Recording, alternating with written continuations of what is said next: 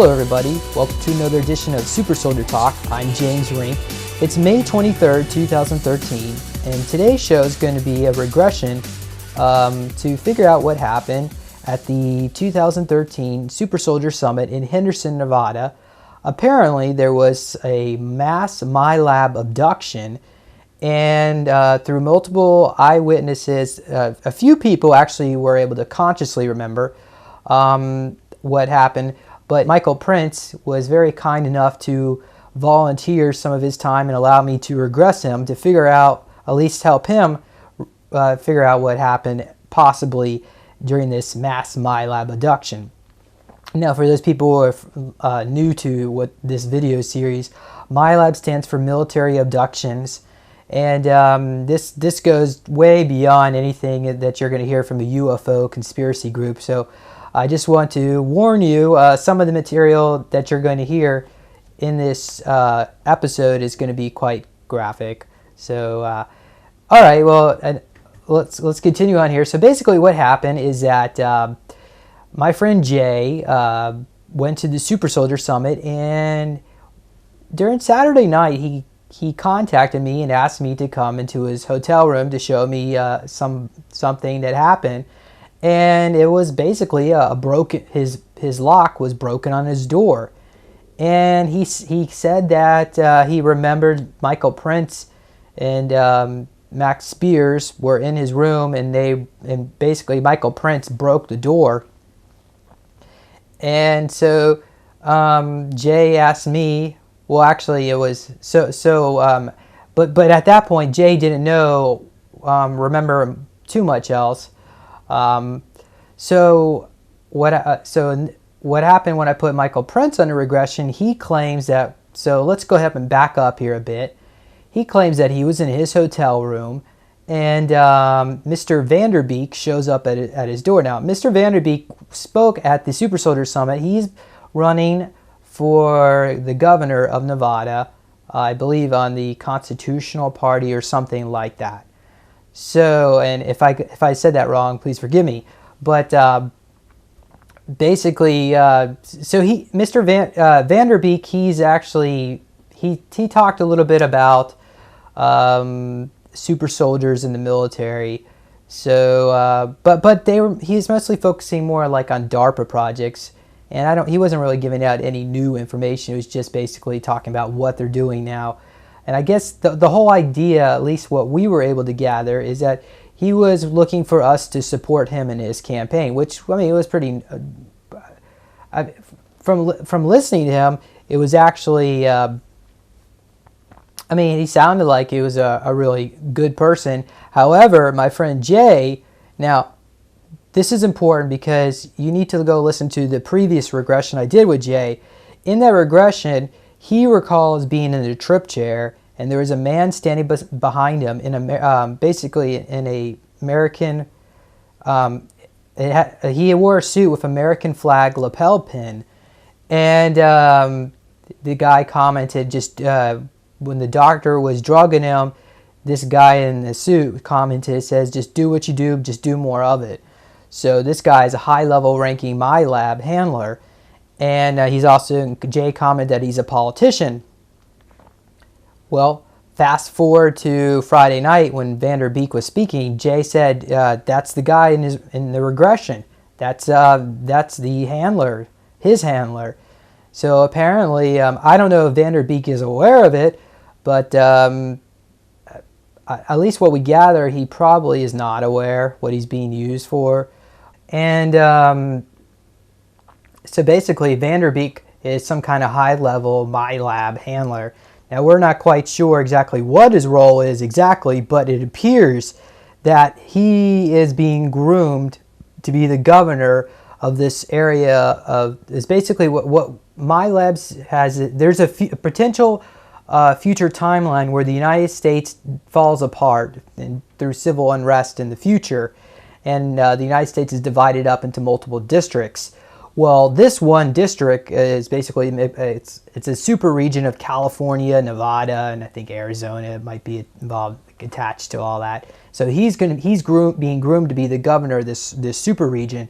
So not only is he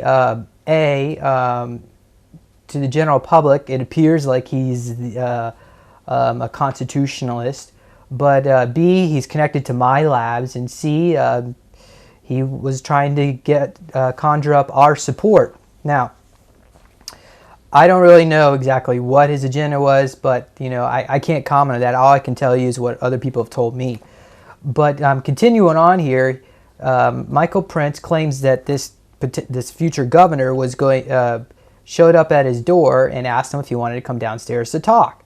So he goes downstairs and he's outside. They go out into his car. He's driving a Maybach, and Max Spears is in there, Vanderbeek and Prince, and there's some other guy, the driver, and they start smoking some scopolamine-based drug. It's not exactly scopolamine. It's like a more modern version of it that had mixture of some other stuff.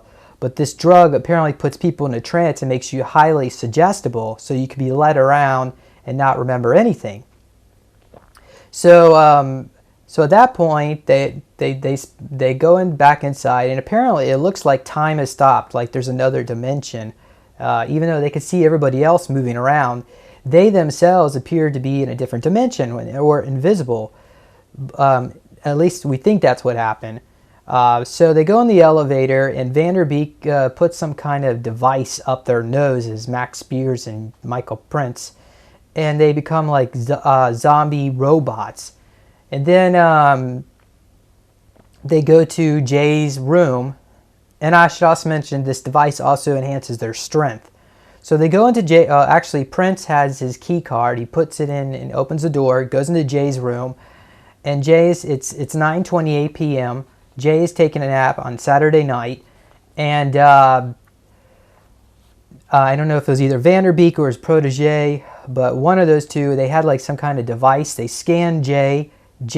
His alter came out, and they started talking in like some kind of gynecologist language. I mean, they were talking like two gynecologists would, but they were talking like they were aliens. Although they were speaking in English, it was almost as if they were basically, Jay has an alter that's like a gray alien gynecologist. And incidentally, he also has an alter that's an MIB, but that's another story. But anyhow, so they're basically, Vanderbeek's asking, did you find it? Did you find it? Something about, and it had to do something about potential ideal breeding partners or something from women on the strip. Is basically, but Jay said no or something in that lines, and then the discussion became about some of the women at the summit, and at that point there were two grays in the room, and then the TV came on, and they saw like schematics of an underground base, basically where they're going to be taken, and they showed this one room where they basically were going to take these women and extract their feces. And the grays turn it into a drug and they eat it, and it gives them like a high. So that's what they were ultimately planning with these women. And so then basically this whole group goes back down the elevator, Jay and all of them, and they're all on alters now. Actually, what happened is that before they leave the room, Michael Prince is in like this alpha dog alter, where he's like, he views everyone else as competition, and he was just trying to show off to Vanderbeek, and he grabbed the door and he didn't unlock it, and he knew he didn't unlock it, but he was just trying to show off, and he broke the lock, and at that point, Mr. Vanderbeek, he says, you fucking big dummy, you always try to show how tough you are, you fucking pick it up and put it back on the door. Okay. At that point, they go down the elevator, and they go outside, and they rendezvous with Douglas Dietrich. Now, Douglas Dietrich, he documents basically Satanism in the military, and apparently what we were picking up from this is that Douglas Dietrich, he was, I don't know if he was using telepathy or using sound or some vibrational, or I don't know, but he was projecting a message from Michael Aquino. Apparently that's his handler, and basically Douglas Dietrich, he's like an android robot, and Michael Aquino is projecting messages, and Michael Aquino is the head of the Church of Satan within the military, and he's also the head of he's highly connected to Nazi Milabs. And what we were picking up here is that there was some kind of truce between the Nazi faction and the Zionist faction, and they wanted to help integrate us, is what Michael Prince was picking up anyway. And so apparently whatever Douglas Dietrich was doing at the summit, projecting this energy around us, was supposedly helping us integrate. But at that point, we go around back. There's two trucks. There's a group of 10 people by one truck. The other truck is empty. Well, I think it's empty anyway. There's not anyone there. But at that point, well, and basically, there's the other 10 people that were there. Basically, I was there. Lorian Fenton was there. Alara was there. Eva Moore. There was a few other people as well. I don't know who was instructed to pick which, but basically, about 4 or 5 women were picked from that group that was already out there, and then they're brought onto the other truck. And of course, at this point, Jay is still in his gynecologist altar. And then, so they do some kind of examination. So actually, back up here, the other truck with the other people, they all leave. But they also, not only they pick up the other women, 4 or 5 women, they also select me. The original group, they go off. We don't know where, but I'm guessing probably Cheyenne Mountain somewhere. So the group of us is now in this truck. We're moving, and at that point, they do some kind of examination on these women, and supposedly my role there is to film it. I have some, according to Michael Prince anyway, he alleges that I have an altar that's called the Wankster, I think he said.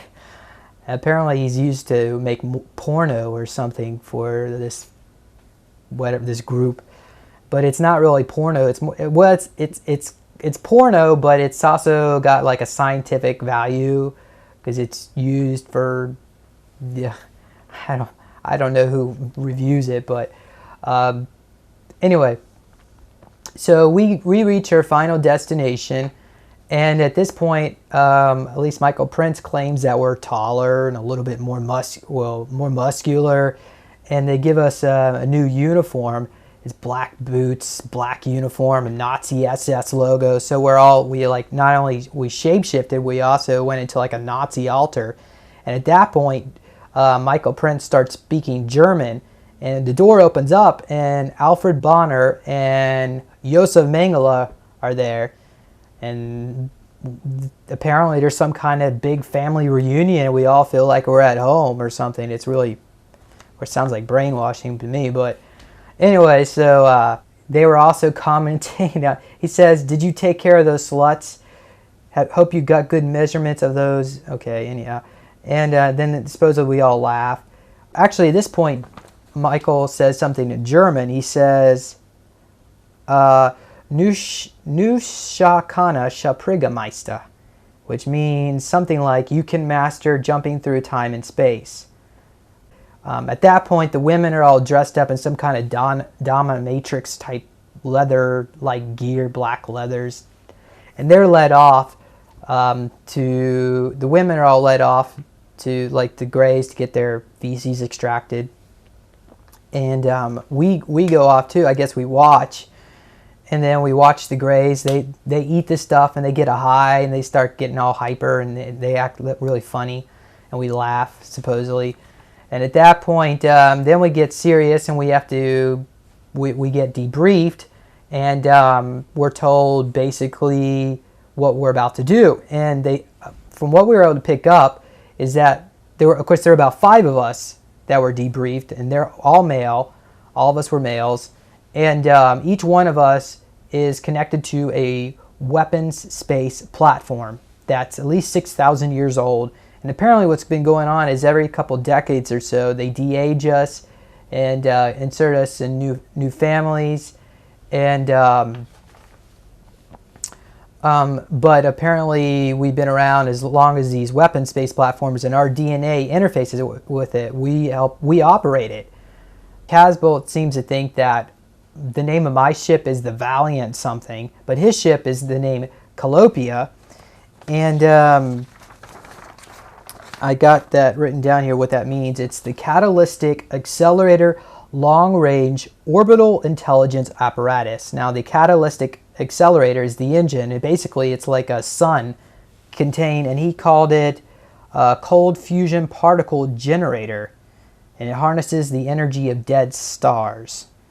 And then there's like a group of artifacts. He said it looked like some kind of rod-like object. He put it in, and it activates this machine. And then the AI comes on, and he says that this voice is speaking in Aldebaran, and she says "Bushka latashkamata," which means "good to see you. I miss you." And I wanted to make a comment here on why we're actually getting onto these weapon space platforms. I skipped over that point. Basically what was going on, there was a truce between the Rothschild Zionist Aryans, and they're connected to the reptilian shapeshifters, and the Nazi Milab is connected to Aldebaran. But the reptilian Aryans, Zionists, had put a blockade around this planet to prevent the Nazi faction from accessing the Stargates. And apparently we have these avatars that are reptilians, but they have cloned human flesh over their bodies. And so they were trying to bring these avatars in from Aldebaran, but the reptilian Aryans didn't want that, and plus there was also conflicts with the breeding rights and something. Someone was crossbreeding with someone else, something like that. But the point is, there was a conflict, and we needed to break the blockade. So they sent these weapon space platforms out, and that's the other thing, is the other word. Remember the word of Calopia, the first two words were catalytic accelerator. The next set of words was long range, which refers to basically this can go into deep space, and then intelligent apparatus, which is a ship's AI. So we go out into deep space, these 5 weapon space platforms, and there's literally 500 ships all lined up in a 1,000-mile area, and they're all loaded with basically these Aryan shapeshifters. They look human, but they're reptilians, and there's literally hundreds of thousands of these people, and we kill, we kill them pretty much all. About 5 ships we bring back for interrogation. And then at that point, we're brought back, and then we're, debriefed and then put back at the summit as if nothing ever happened. And so, I don't know if any of this stuff happens. I mean, there could be multiple timelines, multiple dimensions. Maybe some of this stuff did happen, but maybe this was a battle that took place 20, 30 years ago, or maybe 5 years ago. And then Michael was mixing up the timelines, or maybe he was looking into a different timeline where all the stuff did happen but didn't really happen to us on this timeline. However, I think the Greys were involved, and they were analyzing the anyway. You're going to have to listen to the regression, which is going to come up in just a few moments here. But there was one other thing, or at least one more comment. It wasn't just one room. There was 2 rooms that were broken into in a similar manner, probably the same we think may be the same reason, with basically Michael Prince and Max Spears and all that. But what's kind of curious is that a few days later, Michael and a group of his friends went into Vegas, and they went to the Caesar Palace, and there was an area in there where there was all these glass butterflies. And at that point, they started going into some kind of altered trance. And then they went to Planet Hollywood, and there was a restaurant there with a reptilian on the wall, and it was actually pointing up the stairs. Now they had some dinner there, and Tyler Clark while he was eating, he actually I wouldn't say he blacked out, but he had some missing time. So I guess you could say he did black out. So here's a little clip of what Tyler Clark has to say about that. You there, James? Yeah. Perfect. I can hear you loud and clear, brother. All right, so go ahead, Tyler, and share with us what happened with you. And well, first of all, who were you with? Okay, first I was with James Casbolt, his wife Haley, Eva Moore, Sarah, and Max, and we were eating dinner at the Cabo Wabo, which is in Planet Hollywood. It's a restaurant right in front of the main uh, facility there, and there's also an outside section where you can eat outside. So we went inside and ordered a few drinks, which was fine. I had a Long Island iced tea. I only took a sip of it. And we all ordered our food and started eating. Everything was fine. We were just chatting, having a good time.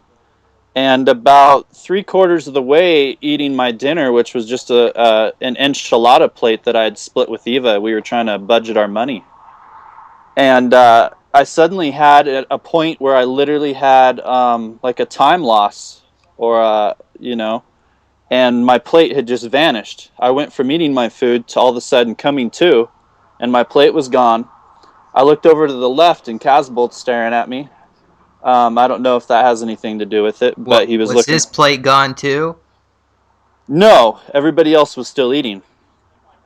Now, the weird part about this was like a time loss feeling, and I was picking up on it. I knew something was weird, and instantly, right after this had happened, I'd look straight to my right, straight slightly to my right where the stairwell was, and there was a picture, like a painting of a reptilian type drawing on the wall, which I had sent that to you earlier today.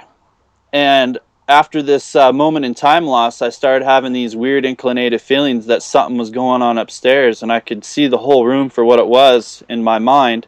And it was a lit up white walled room with some glass walls that were like lit up with white light, and there was some black furniture up there.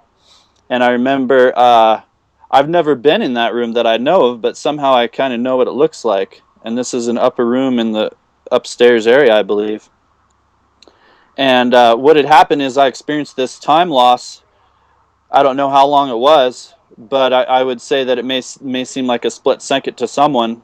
But I'm usually really watchful because I used to be a cook of what I eat and my food, and I usually try to finish my plate, especially if I'm paying for it. And so I actually kept my mouth shut, and I was trying to pick up on more discrepancies of missing time, but nothing else had happened for the rest of the night. So that's pretty much it on it. I didn't have any marks that I know of, or anything like that, but there was some time loss there. I'm pretty sure. Okay, thank you, Tyler. Thank you, James. Anyhow, as you could see, and it wasn't just Tyler Clark, there were other people as well. Eva Moore, she claims that while she was eating dinner one time, her purse went missing and it reappeared an hour later. And we think that perhaps maybe Milabs mixed up this purse and her at the same time. So there was a lot of weird stuff going on. But, in the end, the summit was successful. The people that needed to be there were there. And as far as the reason why my labs was going through all this effort is probably because the fact that we were in close proximity to each other, being able to see each other, sense each other, smell each other, being each other's psychic energy, it was very triggering and it helps us integrate. So my labs is just trying to make sure maybe we don't integrate too a way that they don't want. It's my guess. So anyhow, all right. Well, so at this point, I'm going to go ahead and play the regression. So thank you everyone for listening in. I'm James Rink here, and I have Michael Prince with me. And we're going to explore, I guess we're going to do a regression to try to figure out if anything unusual might have happened at the summit. And I guess the rumor is that supposedly we were picked up and there was a mass Milab abduction. But I just want to pick Michael Prince's brain here to see if we can figure out what he might have saw. maybe in an alter state or something. I guess that's kind of the goal here tonight. So, Michael, did you have any specific things you wanted me to look into? I don't really remember that much, James. It's just other people seem to remember a lot more than me. Okay. So go ahead and close your eyes. Okay. And now remember, there's no ego attachment here, so let's just focus on this moment in time. Whatever comes to you, there's no right or wrong answer. So, let me know when you can find the door that will show you the answer to that certain moment in time. Okay. Well, I'm just seeing I pulled the door and it felt really light. Okay. Well, I'm picking up a few images from the room. I see the governor guy wearing a Masonic emblem on it, a little badge, one of those little pin badges on his suit jacket. Okay. Pause for a second. Is that Mr. Vanderbeek? Yeah, that's correct. Yeah. Okay. All right. And who else is in this room? You can see Jay and Max. It's like Jay's behind us, Max is to the left. I'm closest to the door. I think we're walking out towards the door. Max is on the left, Jay's behind us, at the back of us, and Mr. Vanderbeek is just in front of Jay. Okay. All right. Well, go back to maybe moments prior to they enter the Mr. Vanderbeek and you and them and Max and so forth enter the room, and describe how they actually entered the room. Well, I just see us. We're sitting in a car outside in the car park.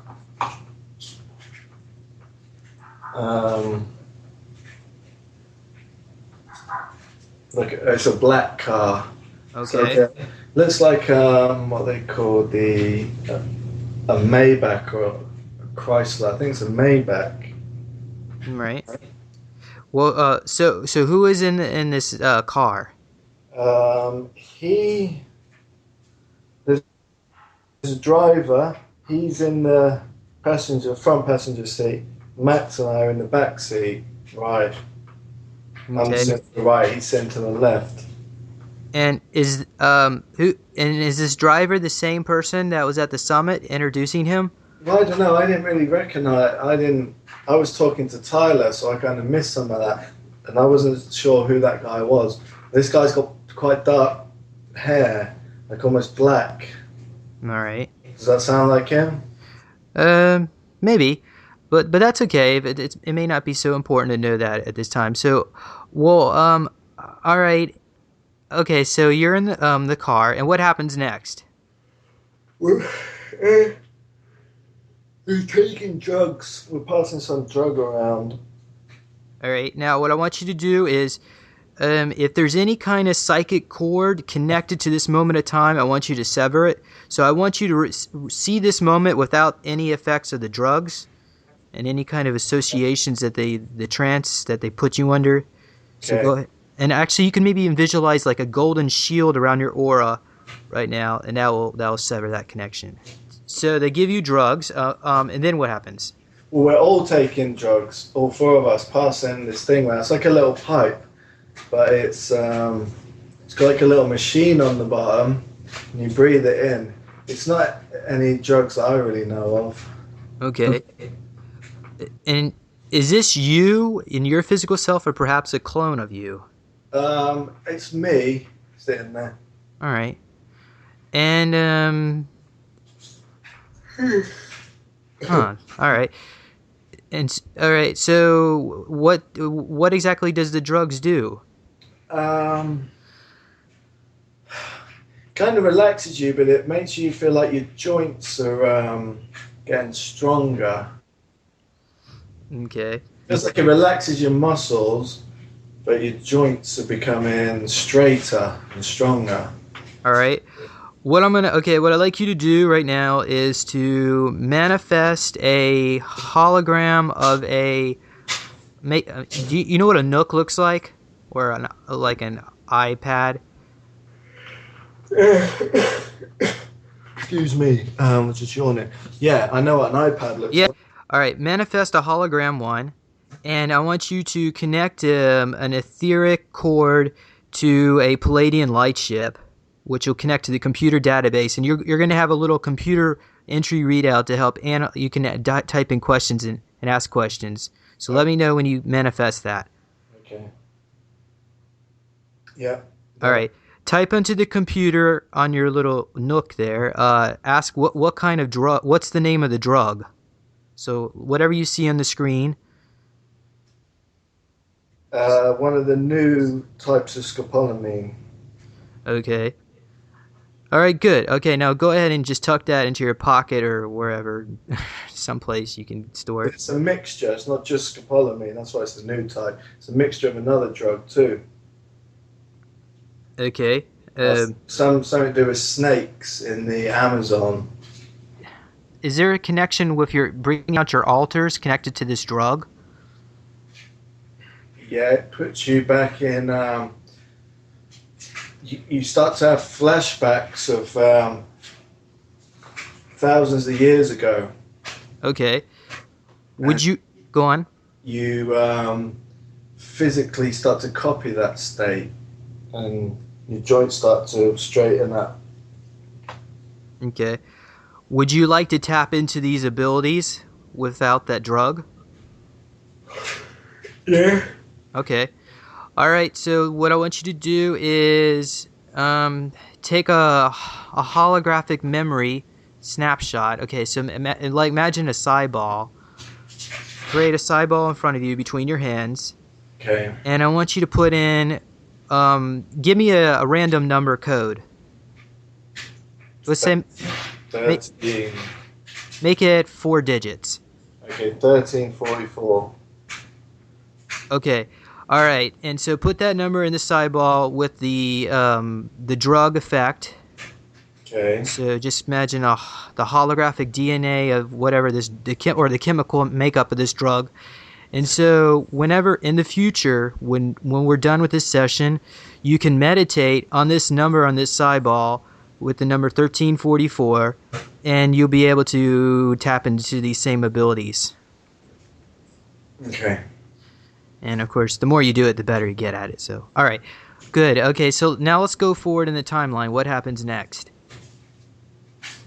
So we're all getting out of the car, and the walls in the hotel look like they're kind of glowing, just in an old state of consciousness. And we're going through the side entrance. Okay. Pause. Why do you think the walls are glowing? I don't know. Now, Jay mentioned that time was stopped. Now, is it time has stopped, or is it the perception of time has stopped, or maybe something different?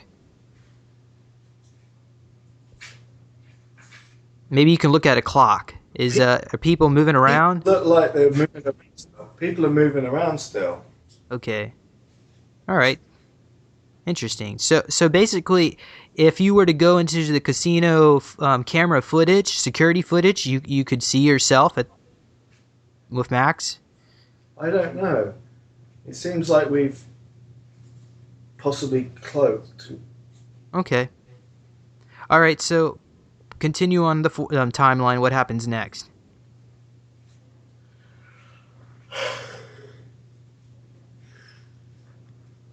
So we're in the elevator, 4 of us, and someone's got like a stick, like his little stick, it's like a telescopic small stick, and he's in the elevator, opened it up, and this thing, like these dendrils or sort of, it's like fiber optic tentacles are coming out of it, like shaking really fast. Where is this stick thing located? Well, somebody had it in their jacket, the guy with black hair. He's Okay. Out and he's opened the top of it, and these little fiber optic things are coming out the end. Is this something that's important to know what it is, you feel? I don't know. Okay, that's fine. Well, then continue the time at what happens next. Um,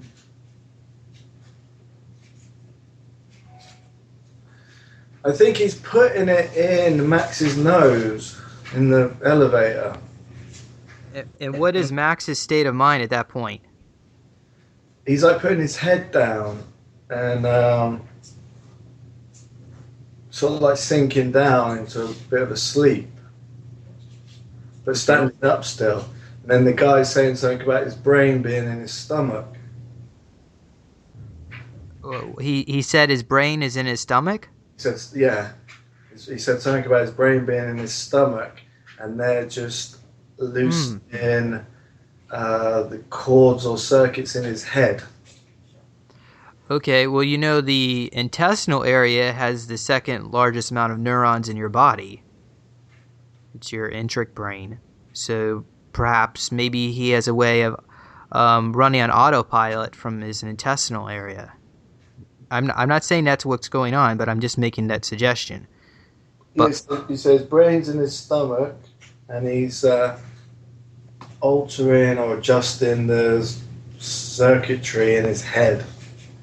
okay, But he's explaining to the governor guy what's going on. Like, he knows a lot more than him, and he's explaining the process of how we're activated.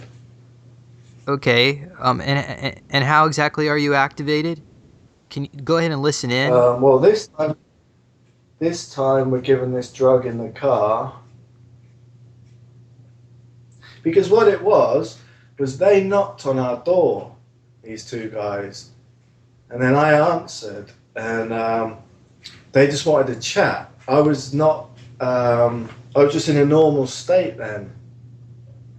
I wasn't just in a normal state of mind, and I saw him and the other guy at my door, and they said, "Oh, we'd like to just talk to you about a couple of things, and would you like come downstairs to the car park, talk to us?" So I just told Haley, this guy's here to talk, and I'm just going to go and have a chat with him. Okay, so pause. All right, so this was before you were in the car. Yeah, this is how we got to the car. I was just lying in bed. Oh, okay. Yeah, and so just Was Haley a little concerned, or was not she? really. She just goes along with whatever I'm up to.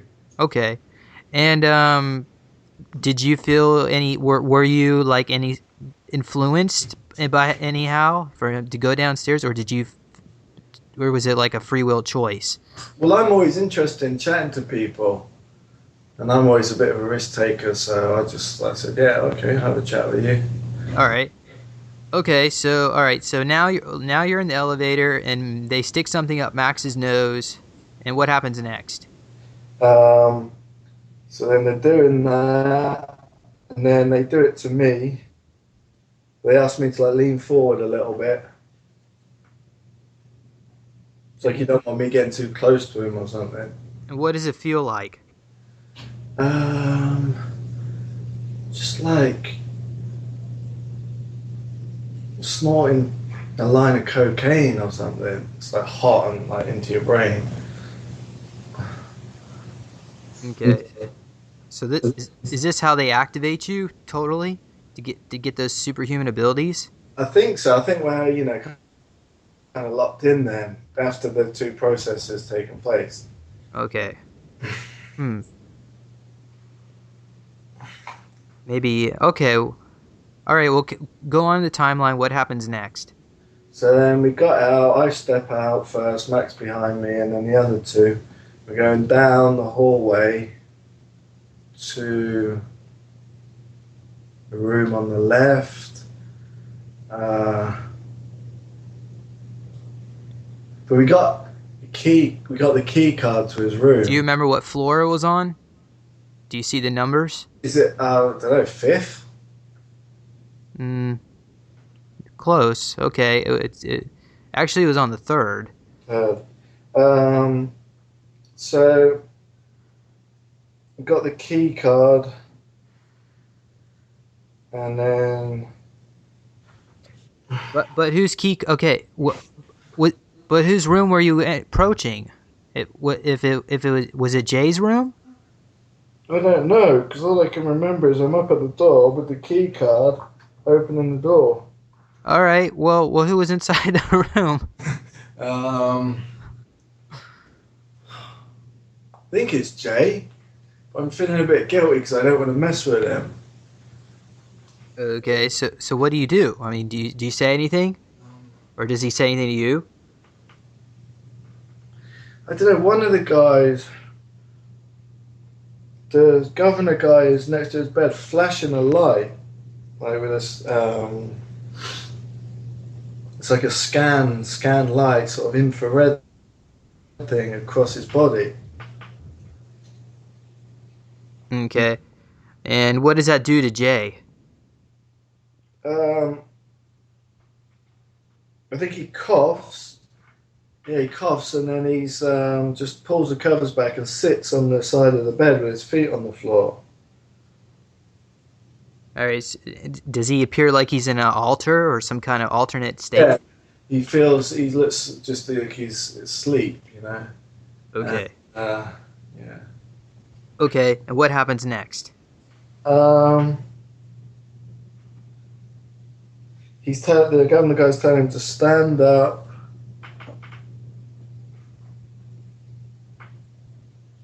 and then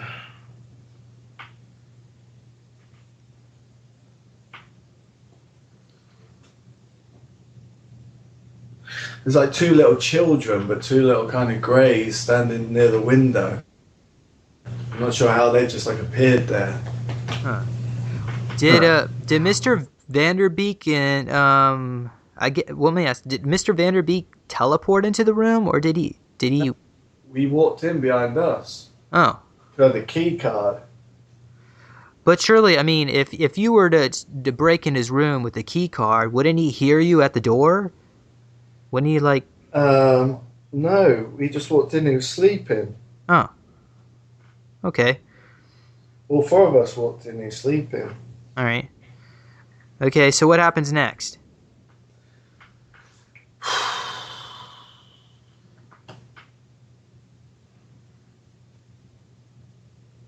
He's questioning Jay, and Jay's going, no, no, no, no. All right. Every question he asks him, Jay's going, no, no, no. Is what kind of questions is he asking? He's asking him about some airfield and some green. I know, I'm just hearing the word green. Some airfield and green. I don't know. Okay. Are you able to get some images? Maybe kind of scan his aura to kind of see what exactly that is. If you can pull it up, the memories in his aura. They're talking about the strip.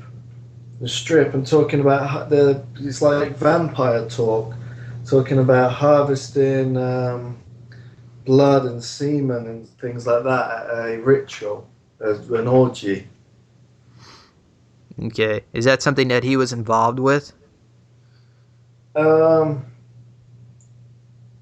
He's saying, the governor's saying to Jay, did you get it? Did you get it? And he's going, no, no, no. And then he's saying, well, we're going to have to get it Okay. on the strip. All right. Huh. Okay. So, and was Jay compliant, or was he resisting? Well, they're just having a conversation now. He's still sitting on the edge of the bed with his feet on the ground. Just wearing like a pair of boxer shorts and a t-shirt. Is his eyes open, or is he? Well. No, he's like looking down. He's got his hands on his knees. He's like looking down the floor and he's just shaking his head saying no. Okay. And he's saying that he was into the...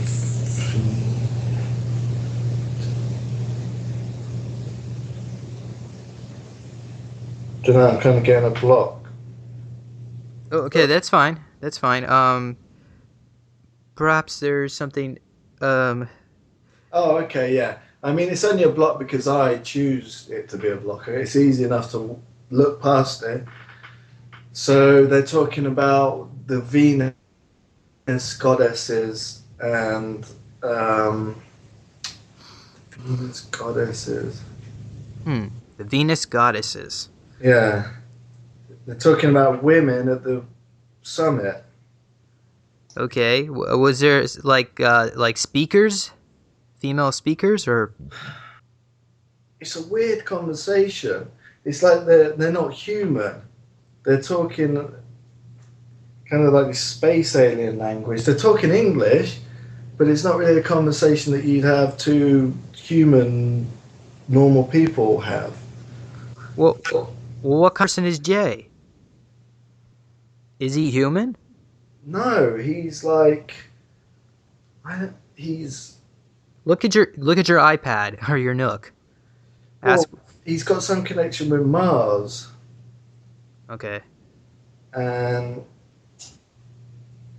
I mean, yeah, he's a little, he's a little MIB, kind of grey or something. Okay, but generally MIBs they're used for negative purposes, I would assume. Yeah, well, I don't get that from him. Obviously, not all of them. So maybe he's resisting what he was created for. They're having a weird conversation. It's like they're both doctors or something. Okay. They're talking about the shapes of certain women's vaginas at the summit and how they're entries to other things. But it's really technical talk. It's like medical, but like space alien too. It's a really strange conversation. Okay. Uh, do you get a negative feeling from Jay at this point about his intentions, or is this like his suck?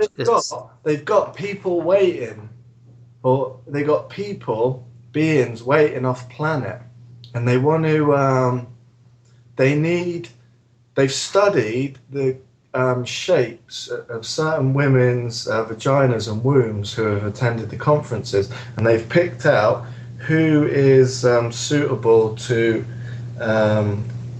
be the vessel for these people. Some of them are little greys. Okay. They're talking about what women.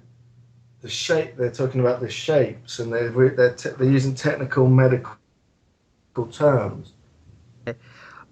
Without I mean, well, take a look at your little Nook device. Is there any names of any people on there you recognize? Yeah, Of the women, that is. yeah. Anyone you feel like mentioning that we should know, or is that something that should be kept private? Well, Eva Moore is really high up on the list. They seem very interested in her. I know. I was getting that picture in my head. Eva. Okay. Yeah, all right. Anyone else you feel like mentioning? Um, well, it's like they're talking about how Eva can be used because her partner Bill hasn't put his stamp on her. She can still be used for breeding. Oh, okay. And exactly who do they want to breed her with, or what? They want to use her for an orgy on the strip, and then use her to house these beings or a being off planet. Okay, and was she? So I'm assuming did they like put her on an alter state while she's involved in all this, or This was a few days later oh, when Jay took us to the strip. Interestingly enough, oh,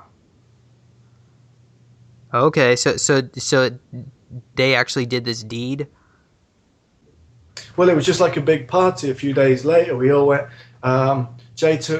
We went in two cars, Tyler's car and Jay's car, and Eva took us to this hotel, and when we went in there was all monarch butterflies all over the wall, And then we went up to the upper floor, and we went. It's a big room. There must have been at least 30 or 40 people in there, all, like rich guys in suits. And there was like middle-aged women in their 50s in really expensive dresses. I remember bits and pieces, but Sarah Adams remembers a lot.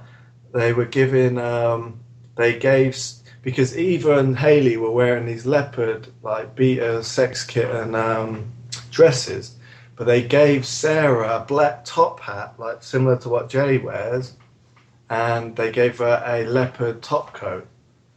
And they were, it was to mark her that she's on a certain list with the black top hat. And then Sarah says that Haley was giving like four guys, or was on her knees, giving four guys blowjobs, four guys in suits. And they were all like round her in a circle. She says Max was like having sex with some middle-aged woman in her 50s, so was I. And then Sarah was doing something too. So it was all an orgy. And Eva took us up there. And she took us into the hotel. But Jay took us to the strip. So was Eva like in an altar when were you all in altars? Do you have a full recall of all this? No, I mean we were once I was fully conscious when I walked in. We saw all the butterflies all over the walls, the monarch butterflies, and we commenting on them. Then something happened. We got dropped in, and then we went upstairs up on the upper floors. So did they like put you in an alter state so you blacked out at that point? And Yeah. Okay. And Tyler was involved in this orgy too? No, he wasn't. But he was with us. Huh. Okay. So who did you have this orgy with? I mean, were these beings aliens as well? Or are they humans? They're just rich people. Okay, so was this something set up, say, like a ritual pre-planned by the Illuminati or something like that? Yeah, definitely, yeah. They were all waiting there for us to get there. Okay, all right. And how do you feel about that, what they did? I mean, how do I feel about it? I don't really, it's just whatever. I don't really feel anything. Okay.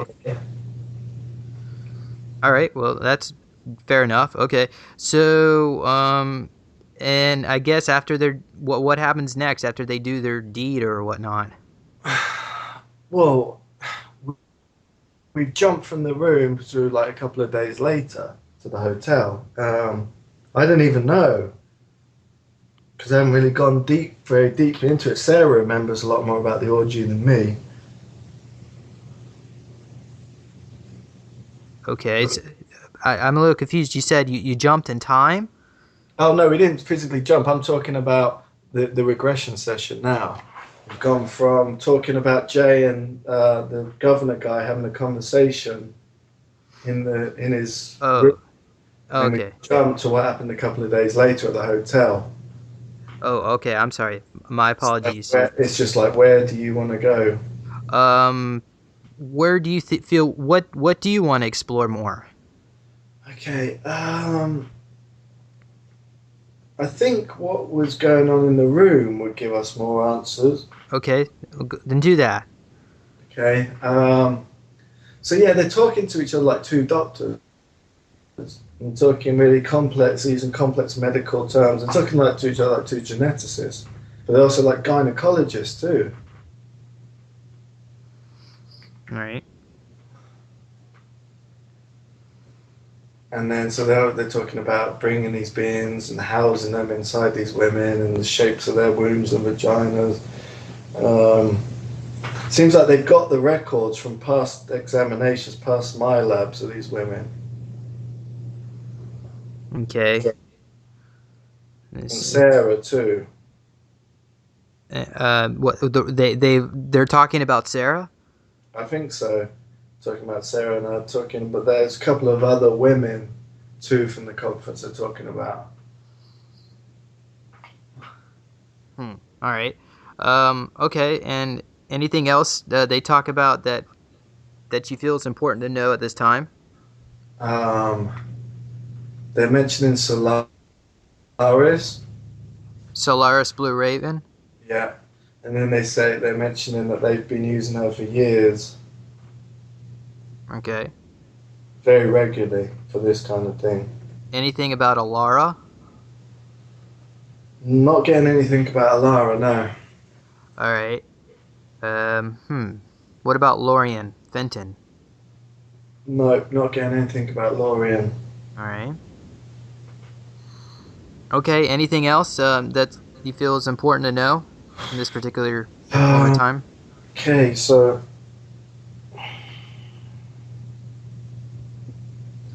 they're saying that it's time to go. So Jay's putting some clothes on, and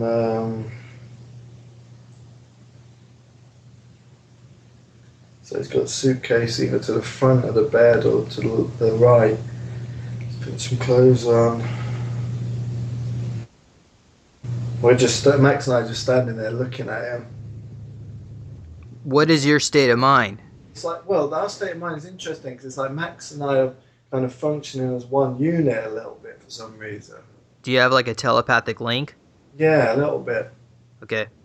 And that's unusual because that's not normally the case with me. So,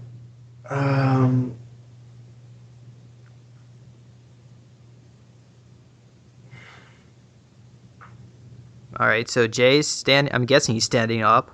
yeah, but the guy with the black hair now, like the one who's the high-ranking guy, is doing something. Not Vanderbeek, but his associate. His associate. He's standing near the desk at the front. The front what? Well, I don't know. It's like there's a TV there. And like the two little greys are using the TV to give us images and information to what we're supposed to do next. Okay. Take a look at the TV. Are you able to interpret the data? Yeah, it looks like underground train maps where we're supposed to go. Okay. Slow down the timeline, and I want you to create a holographic camera, and take a photographic image. Just take a snapshot. Yeah. Okay, and put that also into a sideball, and stick that in your aura, so you'll remember that perfect clarity, and you can draw that out later. Okay. All right. Anything else on that screen is of importance? Oh, there's one train tube going to like a circle sort of hub in a mountain, but you can see it's like looking down on it. It's like 2D. So there's other little train tubes to the left and right. This is one big main one. It's going along to the left, going into a circular hub, and you can see the outsides of the mountain. It's like holographic, just a hologram map, basically. Okay. So there's the guy is talking about bases, but he's doing something that he's putting in a really strong kind of hypnotic spell, so we really don't get the info. Okay, well that's fine. Even your physical bodies back then may not be able to get the info, but remember you have this shield of protection on your aura, so you're not going to be affected by that. So Okay. go, and if you're having trouble viewing it, then just you can go ahead. You can close your eyes and just take some snapshots of the TV screen, and just let the camera grab the images for you. Well, he's doing something that is so ridiculous what's going on in this space that he thinks that we won't repeat it anyway. Well, hold on, back up. He thinks that you won't be able to recall. Yeah, or even if I do recall, I won't repeat it because it's so ridiculous what's going on. Okay, and what's that? They're like taking people there and they're like sticking tubes up their butts and they're harvesting their feces and they're making all these like crazy medicines and drugs with it and stuff. Okay. And do you see anyone in this facility that you recognize? Um, there's just like there's just images on the screen of this is where we're going. Um, Oh, okay. but then we haven't got there yet. We're still just standing there looking at the screen, and the greys are doing this. The two little greys that appeared in the room. So, and then we're just Okay.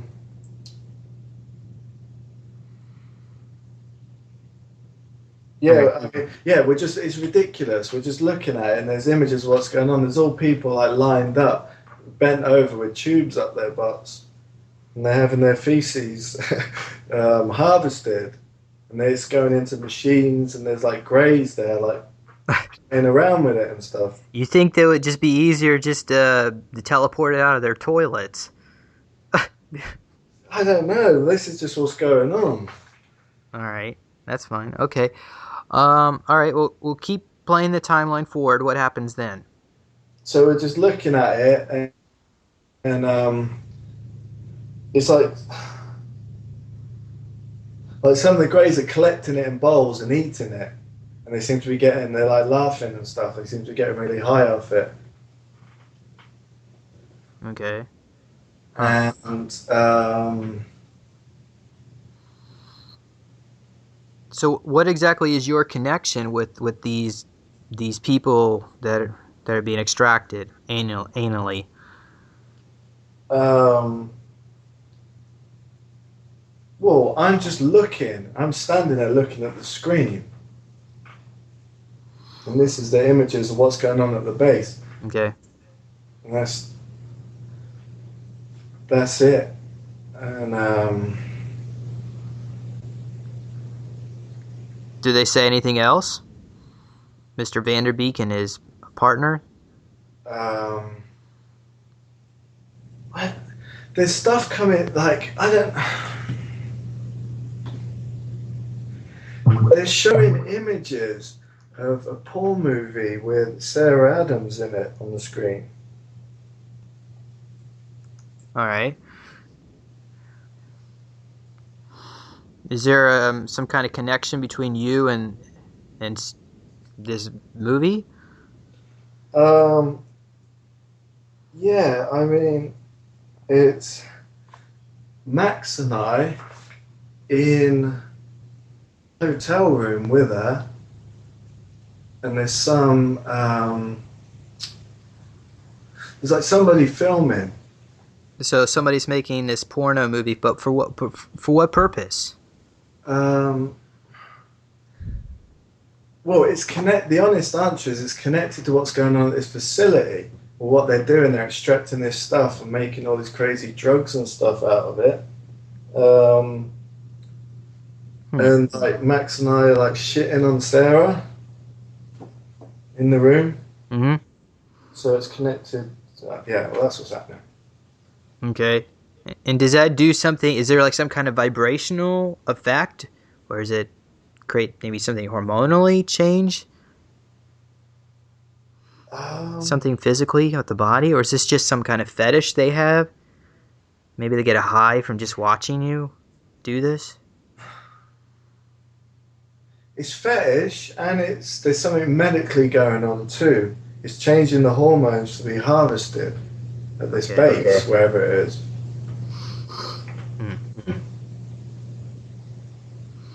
All right.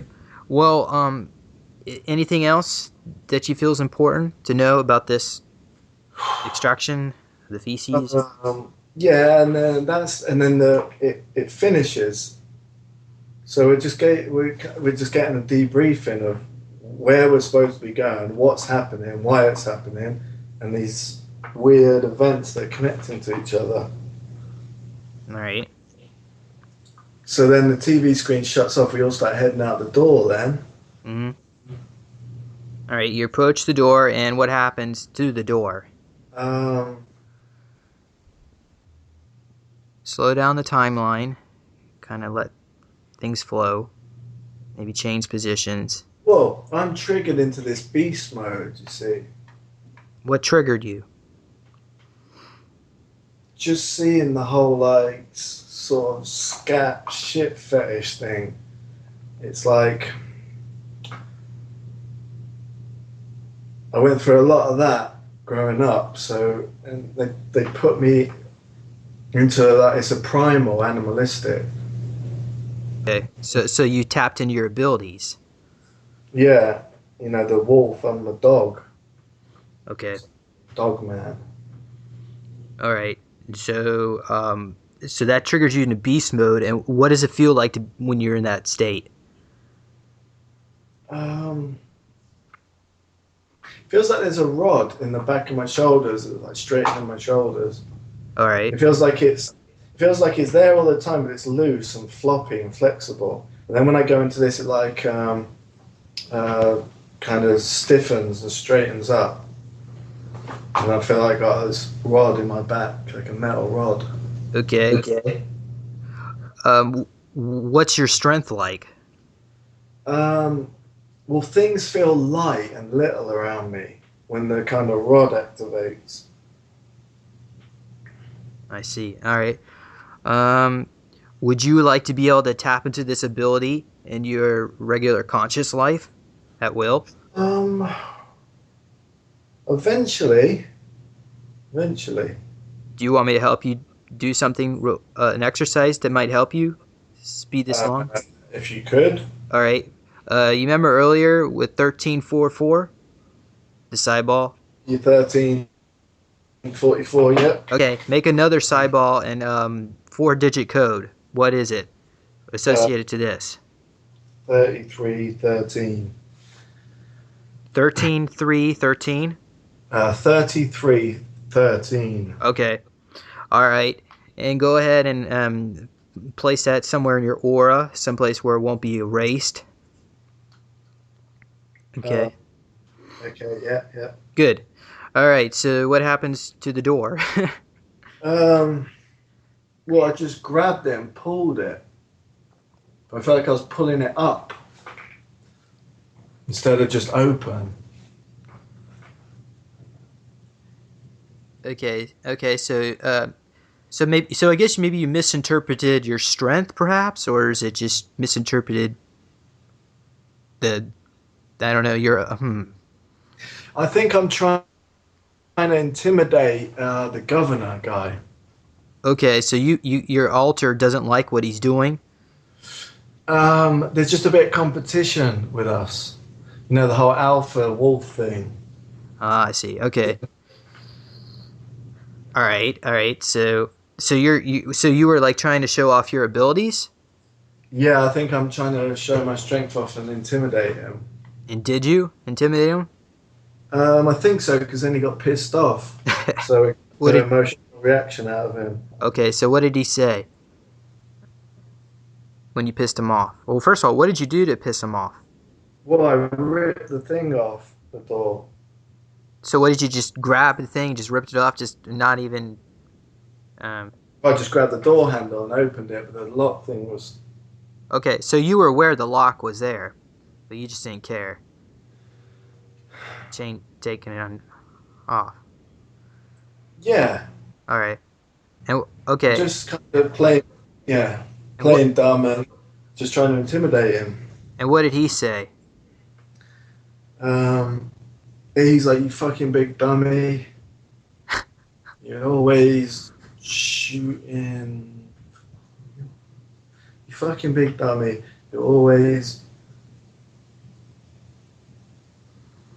trying to show how tough you are. Yeah, you fucking big dummy. You're always trying to show how tough you are." Okay. Yeah. He's like, "Fucking pick that up and put it back on the door." All right. Okay. Well, good for you. I'm glad you did that. And tell me, what is there something? If you could do something to Mr. Vanderbeek, what would it be? Well, I'd probably help him out to get where he wants to go. You would help him out. Yeah. Okay. All right. So the door. I guess eventually you open the door, one way or another. What happens next? So we're all outside, start heading down, back to the lift, down, out to the car park, but something's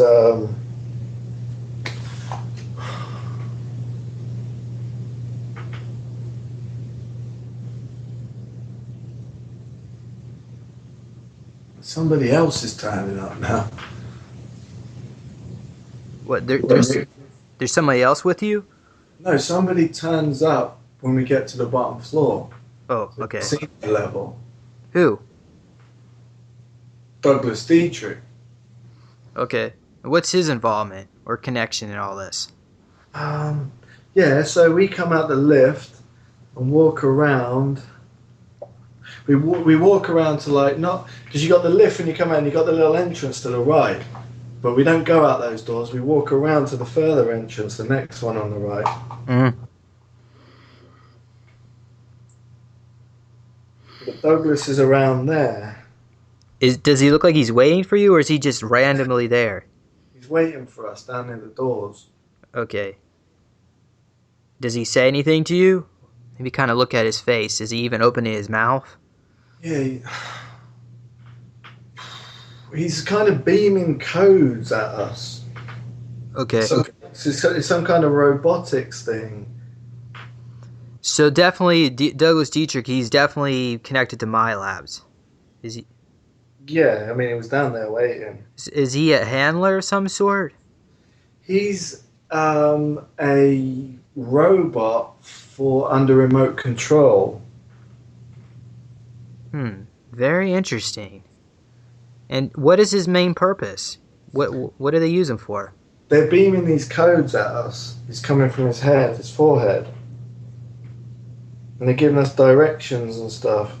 You know, it's coming from the NSA. Obviously a Quino, but there's more. There's more than one person sitting at a computer. There's a Quino, some other people. Okay, so you're talking about the surveillance on the actual casino. No, I'm talking about a Quino and some other people are sitting at a computer remotely in some other location, controlling Douglas. Okay, when you say queen, which queen?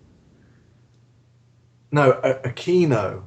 Oh, Michael Aquino. Yeah, Michael Aquino, not the Queen. Oh, okay, sorry. All right. All right. So, what is Aquino's role in all this? He's typing stuff into the computer, programming the computer in this remote location. There's two other guys sitting there. All right. And then they're controlling Douglas. He's beaming this information at us when he meets us. Okay. All right. So, okay, well, like you do, let's just momentarily teleport to Michael Aquino. Remember, you're in the fifth dimension, and put a bubble of golden light so they can't see you. Yeah. All right. And I want you to connect I don't want to necessarily say psychic cord, but maybe insert an implant into his head that can download his memories, and it'll connect to your little nook there, and try to get an idea what is his purpose? I mean, what is his intentions towards you in all this? Why do all these charades here at the summit? Why not just... It's because everyone come together, so we all know each other, but actually sitting close to each other and being able to smell each other and things like that. There's really like the hormonal thing, and it's very important that we smell each other. Pause. Do you smell ether? When? No, right now I smell ether. I don't know what ether smells like. Oh, it's kind of like a strong ammonia smell. No, I don't smell anything unusual. Okay, go on. So, us all smelling each other is really important, and it's going to, the smells and aromas and the hormones are going to help us really remember things. Okay. And they know this, so I'm kind of getting a bit tired because I'm linking to the energy that Michael Aquino is sending to Douglas, and they're using all this weird fetish sort of scat shit play stuff. All right. Okay, that's fine. You can to like they're using the energy of that stuff. It's like they're kind of beaming that out, the energy that was harvested from that, or yeah. All right, well, then go ahead and sever your link and go back to Mr. Dietrich there. I mean, I'm okay. It's just like, all right. I mean, I'm okay to you wanted to know more about Michael Aquino. Yeah, Akeem. Yeah, okay.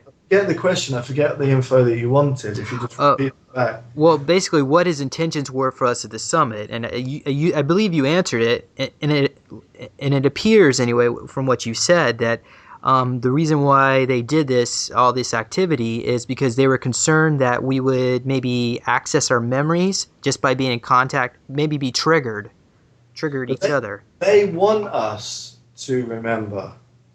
Why? They're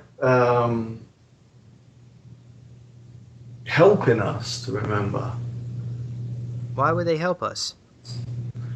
It's something to do with the peace treaty between the Zionists and the Fourth Reich, and everyone's coming together. Okay. Well, that's a heck of a way of doing it. You think they could just, I don't know, send us a letter? I don't know. Probably wouldn't work, right? Yeah, but they want to make it as weird and freaky as possible. So it's obviously it's working. Okay. All right. Is there anything else you feel you need to explore with Douglas Dietrich and the codes? It's just a big download of info, but I want to stick to what's physically happening. So we're going out to the car park. Yeah. I see like trucks out there. What color? White and silver. Anybody see you go to it? Or is it like people just think? Well, it's like the back opens. They're like big trucks. All right. The back opens with the container, and then we're walking up the little ramp. Was this the because it's like a medical? It's like weird inside. It's all it's like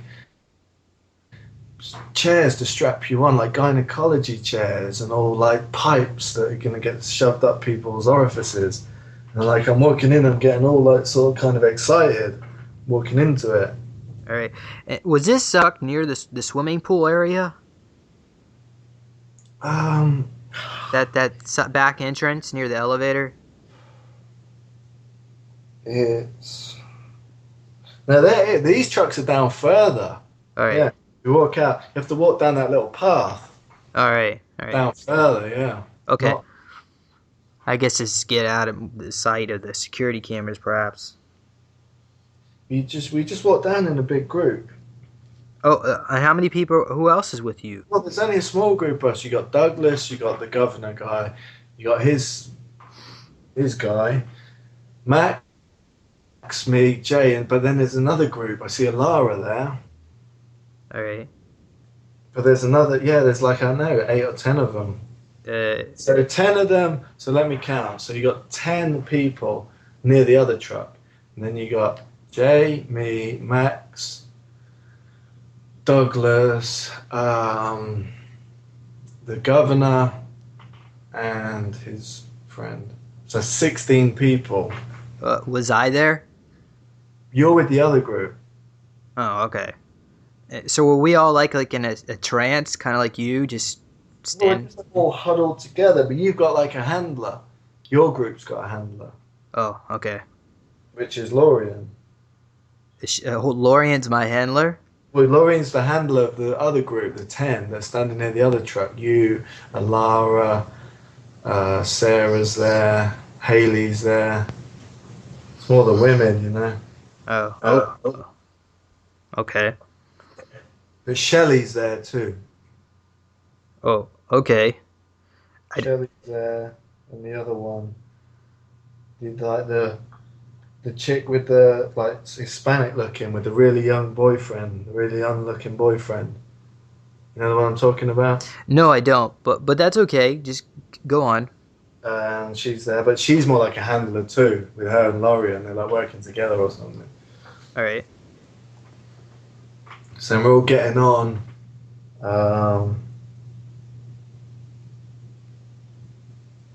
we're supposed to take a couple of the women, pick a couple of women from the group to come on our truck for the kind of examinations on the truck while we're in transit to where we're going. All right. All right. So I'm picking out like Shelley, Haley, Sarah, and I think Eva too. All right. So the rest, you guys get on the other truck. No, but you're okay. Yeah, this is interesting. You come with us to film it on the truck. Because I remembered before, a couple of days ago, I remember we had Haley strip her clothes off and we were all taking pictures of her. But that is... Wait, me too? Yeah, you were there. And what day was that? I don't know. I just remembered a couple of days ago. It was like coming to me in flashbacks. We had Haley strip, we were taking pictures of her, and you were there. You're like the cameraman. He's always like, recording everything. What did I have? Did they give me their own camera? Or did I take my own? I don't know. Huh. Because then we take you too to film it, and we take that group of women. So everyone else gets on that truck. We get on that truck. And what exactly is my state of mind while I'm filming this? What's that, James? What is my state of mind while I'm filming this? Seems kind of normal, really. Okay.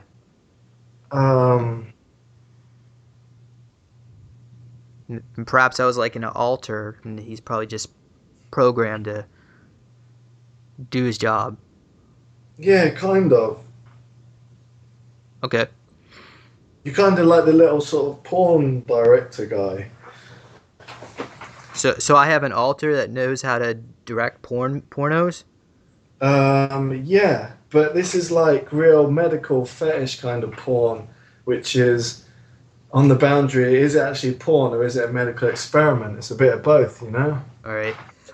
Can you scan that version of me, his aura, and see, does he have a name of an altar or a way to activate him? Something that might be able to bleed through, cause a hole to bleed through. His name's the Wink Man or the Wank Man or something weird. Okay. All right. So go on. What happens next? So we all go on. But Douglas goes into the other truck, and then so we're all on it. There's like and then the thing closes. There's like a strange yellow light in there. Well, I mean, yeah, and then we're driving to wherever we're going, but it just gets really weird. Is there any soldiers or any other personnel in this truck with you? I think there's scientists at the back in lab coats, but I think Max and I are the kind of security there. Okay, are you still wearing civilian clothing at this point? Yeah, we are. All right. Okay, well, go on, and what happens next? So you got the governor, his friend, you're there, I'm there, Max is there, Douglas has gone, Jay's there too. Douglas has gone with the other onto the other truck. And what is Jay's role? He doesn't really like get turned on so much when this stuff's going on. He's more like a real professional medical doctor. He's just there to he's like a geneticist or a gynecologist. He's just there to examine and look and take notes, you know. Yeah. Which is kind of like strange because there's all these beautiful women on the truck, you know. Okay. And so we're there. Getting she goes first, like she's in the center, and then you get to strip off, and you're filming them, and then we've got our camera phones, and then we're taking pictures, and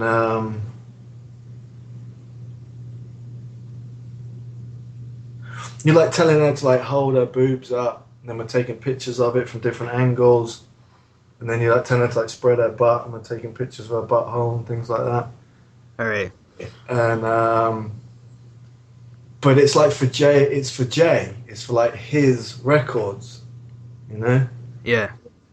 All right. It's like very Nazi-ish. It's like measuring. You know, the Nazis are always measuring anatomy and things like that for their race stuff and their genetics. Hmm.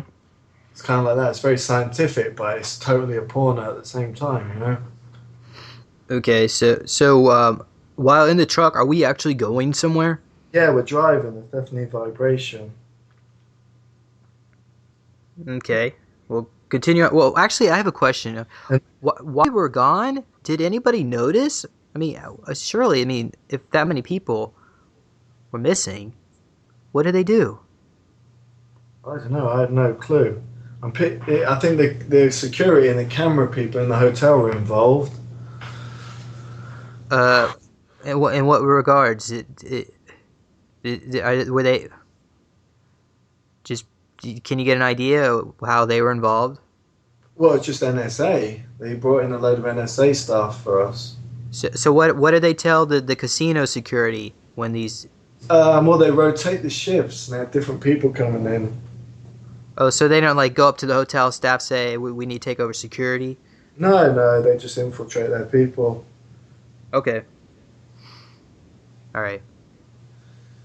So there's definitely a vibration. So we're doing that. We're like kind of recording Haley, and then Shelley goes next, and we got Eva, and then Sarah's last. Sarah, which Sarah? Sarah Adams, Okay. All right. And Haley, Shelley, Eva, and Sarah were there. all right. Okay. And what happens next? And then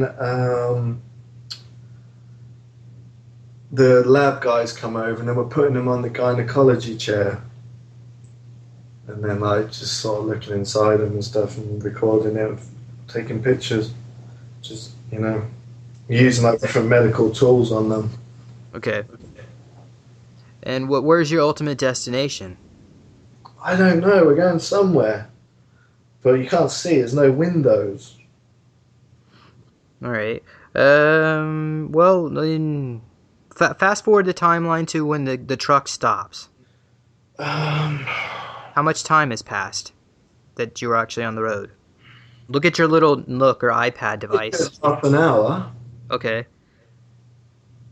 And ask your iPad device where are you located? Nevada. Anywhere specifically? Like maybe a town or maybe a complex? Well, I think we're going to a base because they get out and there's all army trucks out there, but we're underground. Well, just get an idea. Okay, so you're in this facility, this base. I'm guessing, did both trucks go to the same base? Yeah. All right. And so I guess the door opens up, I'm assuming anyway, and then what happens next? There's guards there. But it's like, wow, it's the old family. I'm really excited to see them because it's the Nazis. We are excited to see them? Yeah. Because it's like, wow, I haven't seen them for a while. What kind of clothes are they wearing? Some of them got the SS uniforms with the oak leaves on them and the SS hats. Just the old ones, really. Yeah. Then the guards have just like the leather gear, black leather gear, rifles, like spikes on the end. Interesting. All right. So what did they say? Or what do you hear any conversation that you feel is worth sharing? We're talking in German now. All right. You're gonna have to access a English-German translator. Okay, so the SS guy comes up. Does your alter know German? Yeah, Does all of us in there? Are we all able to speak German? yeah. It's really weird. Describe weird. I mean, is it weird what you're It's looking at? Alfred Bonner and Mengele together. But aren't they really, really old? No, but he's young. He's in his 50s. Okay. All right. Well, he looks like he's in his 50s. He's not as fat as he normally looks. Okay. That's loads of weight because he normally looks a bit fat nowadays. Anyway, he's like, did you take care of those sluts? Did you take care of those sluts? Who is he referring to? Which sluts? The sluts, the women who we just examined. Oh, The truck. did the women overhear this conversation? Yeah, but they're sort of standing at the back of us. And what is their reaction when he says that? We've all changed into different uniforms now. What are we wearing? We're wearing like Nazi gear, but they're wearing like the female Nazi gear, which sort of looks like almost dominatrix outfits. A little bit like this gear off Resident Evil that the woman wears, Alice. So is this our turn? Did they return the favor? I'm joking. He's like, did you take care of those sluts? I hope you got the measurements and.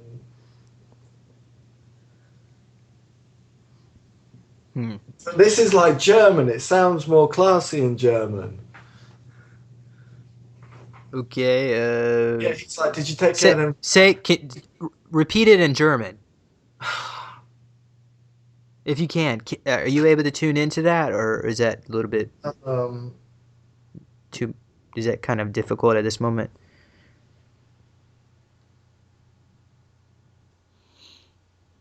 Lucia kind of.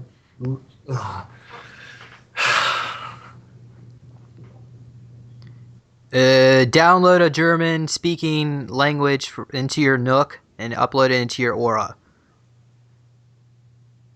10%. Nusha kind of sprigen weiter. Nusha kind of sprigen weiter. We'll look that up. I don't know. Okay, but you don't know what that means in English. His sentences are: did you take care of those sluts? I hope you got some good measurements of those big boobies. So we're just laughing. It's a big joke. And what am I laughing too? We're just all laughing. Okay, all right. Okay, so all right. So and what? And are we wearing the uniform too? Yeah, we're wearing uniform. All right. And so what happens next? And then we're all like walking down the hallway, clanging in our big leather boots, clanging on the metal floor. Do you hear any conversations, or does anyone say anything that you feel we should know? The other group go off somewhere else, and then we're heading down an elevator, our group. And but then we're going into this lab where all these like benches are lined up, and there's greys in there with these pipes who want to do their like shit thing. Okay.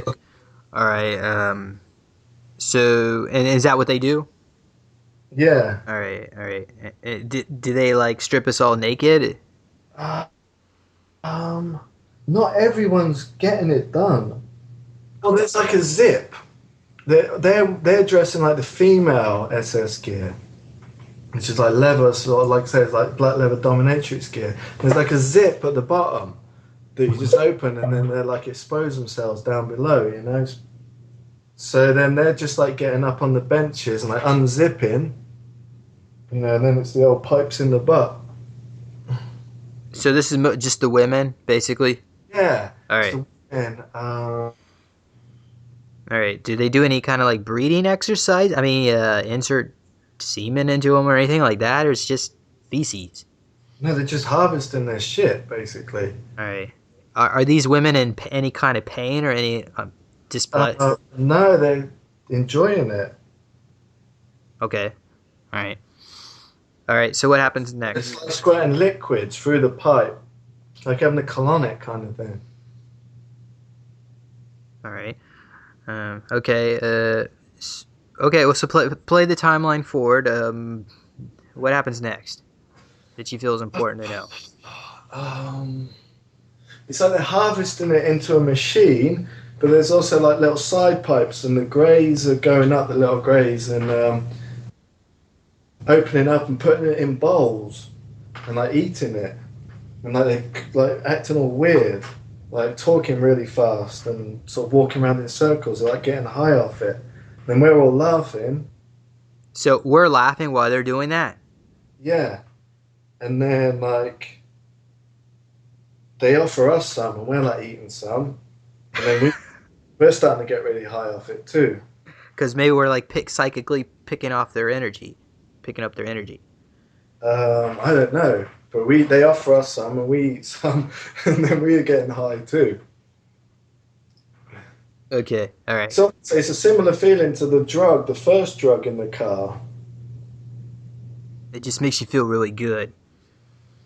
Yeah, kind of, yeah. The first drug with the Maxima in the car with the governor guy.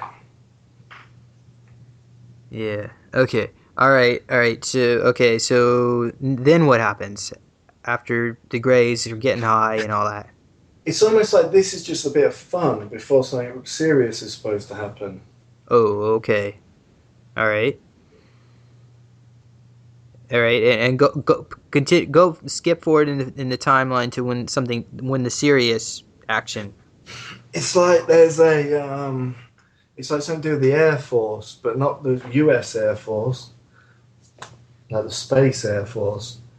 And there's all planes and flying saucers lined up with little entry ports, and they're flying out into space, but yet they're underground, which is interesting. Hmm.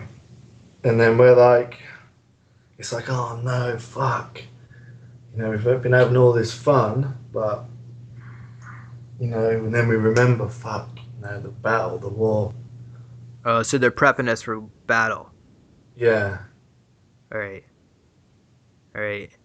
Do they put us? Do they put us in a different uniform, or Um, you know, we're like sitting somewhere for a briefing. okay? So you're in the. Is there anyone else in the briefing with you? Oh well, I guess obviously. We're all there, but it's the men. Yeah. All right. And something about, you know, space battle and some stuff. All right. So I guess we already instinctively know what to do because we've been trained for this. Yeah. All right. All right.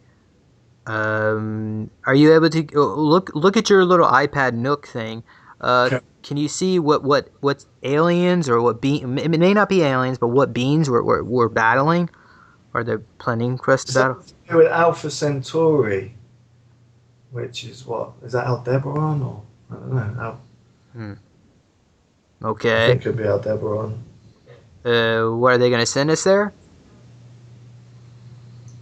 Some more Nazis are trying to come back from there to this base. Hmm. But there's a blockade or something, so we're supposed to neutralize the blockade so we can let this other Nazi faction from Aldebaran to here. Who put this blockade, or what's causing it? Who is it? Is it a quarantine from like maybe the extraterrestrials? It's like other Aryans, but they're not. I think they're shapeshifters. Are we talking like reptilian hybrids or something? Yeah. So And they. the ones we're trying to let through are the cyborgs. But there's supposed to be a peace treaty between the two. But yeah, that's on this planet, so maybe it doesn't extend planet-wise. But no, it does. It extends off-planet, so we don't really. It's like they've broken the treaty. Okay, so who broke with the treaty? Which faction? The Earth.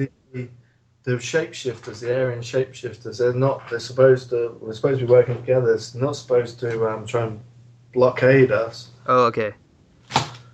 Do you have any ideas why they have this blockade? Um, Maybe go back to that meeting and listen into what they say. Some key words. Get back to the female breeders again. It always does. We're always fighting over them. So they're jealous?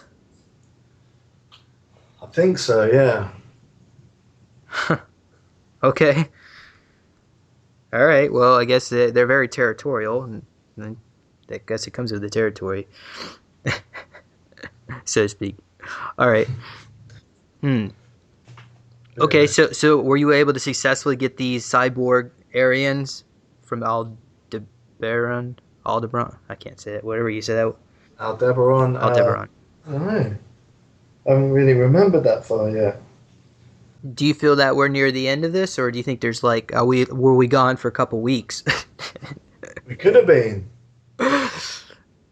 Okay, this we might have to write a whole book to document all this. Yeah, but it's Be right back. something to do with Jay, the his whole kind of gynecology thing, where we're fighting over. They're trying to get. They're trying to get some of their leaders, the shapeshifters, to Earth by. They're trying to age regress them and then implant them into the wombs of these women. So there's basically a huge space battle going on off planet, and it's centered around like 8 of us. You know, a few women and a few men, and the whole breeding program. All right. So basically, I just want to pause here. I just turned the recording back on. I forgot to turn it on. So, just in brief, Michael, he saw that they're trying to bring these beings in from or whatever this other off-world planet, and then but they can't teleport out because the jump rooms aren't working because it's some energy frequency. So we're responsible for these weapon platforms, and they're huge. They're like miles long, and I guess we're like a commander of it. And then you said, then what was the last thing you said? We're on the weapons platform, and are we like a commander of a unit of people? Well, we just own the ship. We control the ship. There are ships. They're thousands of years old. But we don't. Sometimes there's a crew of thousands of people on. Sometimes we just are on control the ship by ourselves, pilot the ship by ourselves. We don't need the big crew because they have female AI systems on board. Oh, We just work with those okay. oftentimes. And so, what do we do with these ships? I mean, how do we use them, or what do we use them for? Uh, What's that? well, we use them for all sorts of things. Mainly take control of the planet and make it our home and keep it safe for us, really. All right, I'm totally down for that. Okay, and so are these beings from off-world? Are they able to come through? Do we protect them? Um, well, we're blast after the briefing. We're blasting out of the little aircraft hangars. See, some of us, I think we're at Area 51 because I don't know. So we're being transferred after the briefing to different places. Yeah, Well, that's it. Okay, right. let Okay, I'm definitely getting it now. After the briefing, a group of us, it's all the men, are being transferred on shuttle to different facilities, different aircraft hangars. And we're supposed to join the orbital platforms. We're supposed to pilot small, little, tiny ships up to the outer atmosphere and to join the orbital platforms. So some of us being transferred to Area 51. You and I transferred to Area 51. And we're blasting.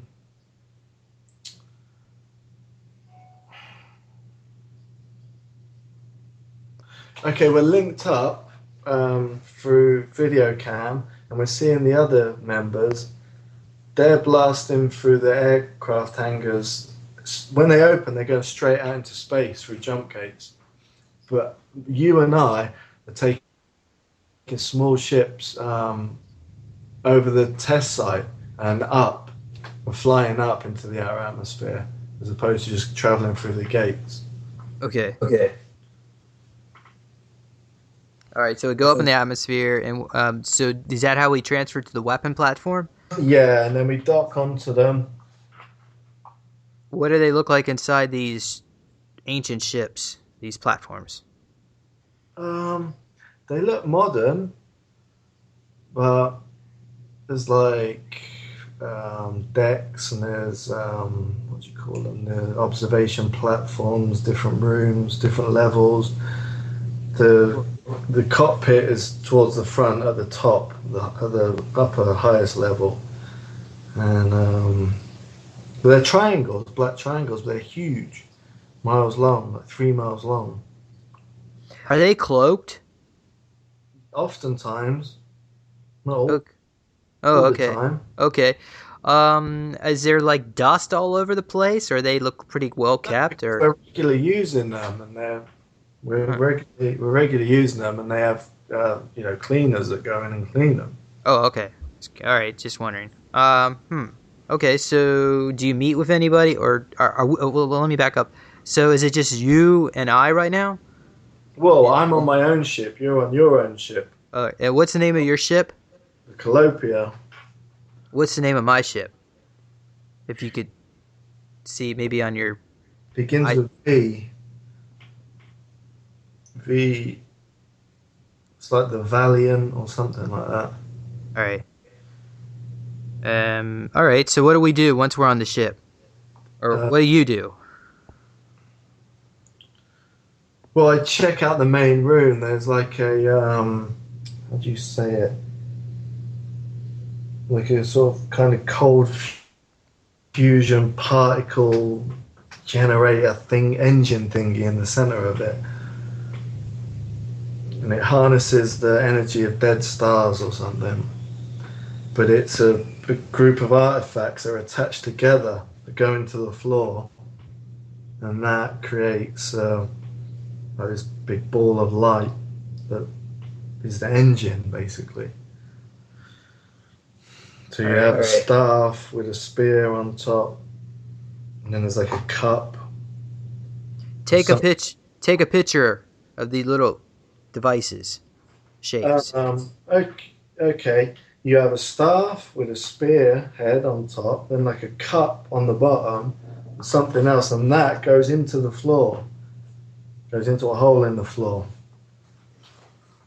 It doesn't look that high tech, they just look like old artifacts, and bang, that goes into the floor, creates this ball of light, and they're harnessing the power of dead stars And I to just pilot the ship. okay. So they're harnessing like a dead star. Yeah, Is there a dead star inside the ship contained? uh, possibly. Each ship has its own star. Yeah. Hmm. Okay. And I just want to mention, just pause a moment, Michael. Um, the reason why Michael knows what artifacts goes where, because this wasn't mentioned earlier because I wasn't recording it, is because apparently these ships are about 6,000 years old and we're about 6,000 years old. What they've been doing is de-aging us. I guess we fake our deaths and they de-age us. And I guess on a cellular memory, our DNA is connected to each one of these ships. I'm Yeah. assuming anyway. That's how you know subcon or automatically how to operate this thing. Yeah. All Yeah. right, all right. So what happens next once you put these shapes into the ship? Whatnot. Well, it powers up, and then you just head to the cockpit and just strap in, talk to the woman, the female AI. All And right. she's got a personality. Say, oh, long time no see. Miss speaking to you. Uh, she kind of directs you and gives you information. What language does he speak in? She's speaking Aldebaran, the type of kind of German, like this a little bit Sumerian too. Why you were having trouble earlier speaking that language? Because is that what he was speaking when you got off the truck? I don't think it's pure German. It sounds Oh, German. The German language comes from Sumerian, the Aldebaran Sumerians. all right. So, Can you repeat some of the words that you're hearing from this AI? If Ushkalata Schema. Ushkalata Sumata. And what does that mean? Good to see you again. I missed you. So there's some kind of empathic bond between you and the AI of the ship? Yeah, because it's the Calopia, Catalyst Accelerator. That's the CA, the Calopia, but that is the engine. It's called a Catalyst Accelerator. And lightweight, no, Catalyst Accelerator, long range orbital platform intelligence apparatus, Calopia. All right, good. So the last bit, intelligence apparatus, is the female AI on board. Okay. And how do you feel now that you're connected with the AI? Well, there's blue light around, and it's just good. It's relaxing. The screens are coming on. You're adjusting switches and things. Do you If you see a know, Oh, go on. you know it. It's really you're familiar with it, obviously. Do you see a blue light around your hands, or is it just blue light in general? There's like blue tubes, blue fluorescent tubes somewhere near me on the left. Oh, I've seen them. Is it like near these vats? These blue tubes? They're not vats because it's not very big cockpit. It's kind of cozy and little inside it. All right. So it's just me sitting there. You don't need anything. You just need the controls and you need the AI and the cockpit. That's it. All right. You're controlling a craft that's over 3 miles long. Okay. And so what do you do with the craft? We'll just power it up and we're typing in the coordinates of where we're going, which is straight to the blockade around Aldebaran. It's called Alpha Centauri on the display. All right. Do you find that the other side is backing down, or are they holding their stance? No, they're not backing down, and neither are we. So it's obviously going to be a war. Who makes the first strike? Or is there? Where what? Is there a peaceful resolution, or was there a battle? It's all out war. Huh. Well, I guess we're still alive, so I guess we won, right? That's correct. Oh, so they must be no match for us. What's that, James? They're no match for us then. Yeah, they were a match for us. But this was like 5 ships that took out maybe 500 ships. Wow, so the strength of these ships that we run must be pretty darn powerful. Yeah, exactly. You would think that their computer AIs would be able to figure all these statistical odds out. I mean, don't they? Or were they just not, maybe not? Well, I think what's happened is that's why there's been such a search and battle for these artifacts over the years, World War II and things, and even the Iraq War, wasn't it? Was just to go out and get the artifacts from Iraq, which is Sumer, the Sumerian artifacts. You need the artifacts to power these ships, so everyone's been fighting over them.